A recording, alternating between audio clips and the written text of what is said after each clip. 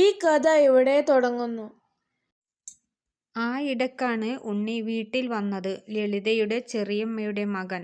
ഉണ്ണി സംഗീതജ്ഞനാണ്. മൂകാംബിക ദർശനം ഇടയ്ക്കിടെ പതിവാണ്.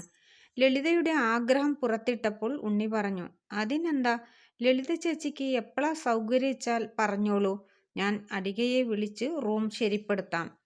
ഉണ്ണിയുടെ പ്രോത്സാഹനം കൂടിയായപ്പോൾ ലളിതയ്ക്ക് താല്പര്യം വർദ്ധിച്ചു. മോൻ്റെ ജന്മദിനം ഈ മാസത്തെ അത്തമാണ്. ഇക്കുറി ബർത്ത്ഡേ മൂകാംബികയിലാക്കാം. എറണാകുളത്തുള്ള മകനെ വിളിച്ച് സമ്മതം വാങ്ങുക, കൊല്ലൂരിലെ അടികയെ വിളിച്ച് റൂം ബുക്ക് ചെയ്യുക, രാജശേഖരനെ വിളിച്ച് കാറ് പറയുക. ഉണ്ണി പോകുന്നതിന് മുമ്പ് തന്നെ മൂകാംബിക യാത്ര ഉറപ്പിച്ചു. ഹരി ലളിതയെയും കൂട്ടി ലോഡ്ജിലേക്ക് നടന്നു.